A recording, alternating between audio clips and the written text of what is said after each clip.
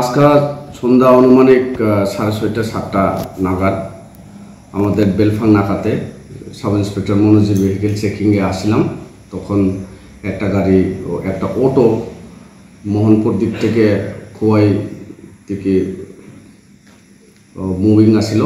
তখন এই অটোর মধ্যে দুই ছেলে আসছিল, যাদেরকে আমরা ডিটেইন করা হয়েছিল।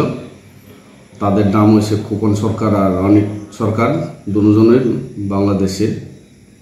তো তাদের কাছে তাদের পজিশনে বাংলাদেশের টাকা আর মোবাইল পাওয়া গেছে।